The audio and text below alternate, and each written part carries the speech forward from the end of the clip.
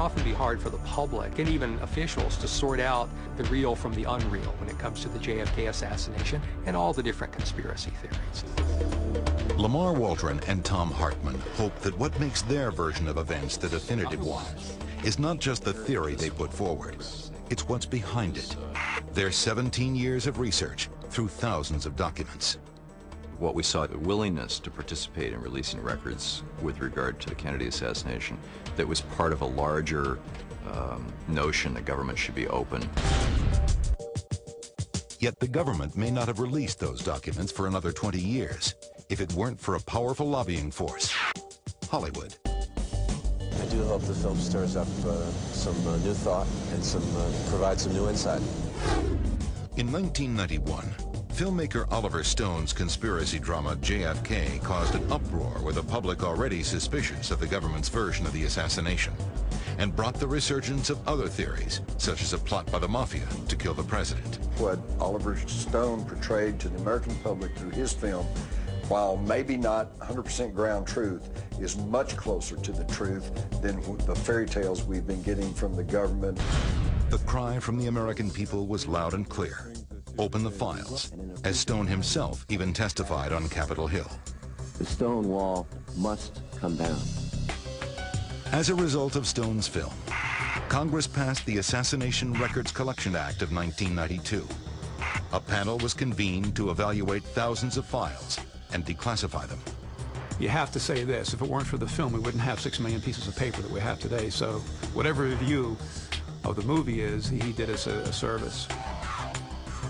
Despite the wealth of new documents available in the last decade, only a handful of researchers have dived in. It's not good enough to say that it's the land of kooks and conspiracy freaks and we're not going to go there. You should go there, because most of the American people, a decisive majority, continues to believe there was a conspiracy behind the death of their president. Still, some investigators doubt the JFK mystery will ever be solved. There are many researchers who cling to the hope that at some point we'll pry a document out of government archives that will pretty well lay it all out and will settle the matter, you know, for once and for all, but I'm not one of them.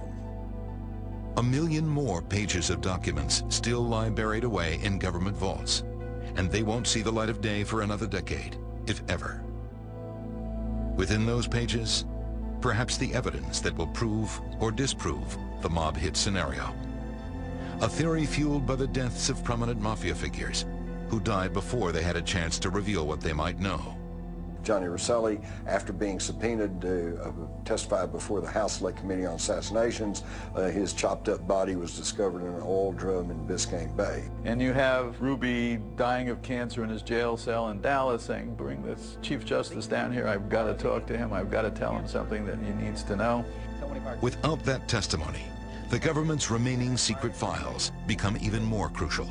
A government official admitted that over 1 million CIA files related to the assassination are still secret, presumably until 2017, when all the documents are finally supposed to be released.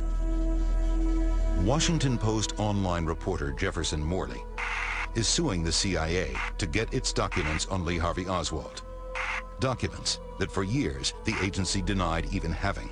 Those records exist, the CIA has them, and they're fighting in federal court today, 42 years after the fact, saying we don't need to share everything we know about the Kennedy assassination. Who knows what bombshells may be in those still hidden files? If we are to know the full story about what happened to John F. Kennedy in Dallas, we need to have all those documents. The government may hold all remaining assassination documents until 2017. But JFK researchers are pressuring for their release now. In the book, we call for a truth commission, just say, let's get this stuff out. Let's just lay it out and look at it. In our mind, a good starting point is let's just open the doors on this stuff. With those doors open, researchers and historians may finally solve the mystery of that dark November day in 1963.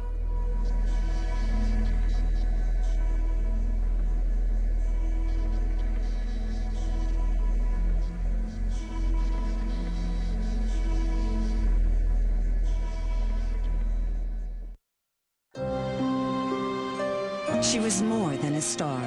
She was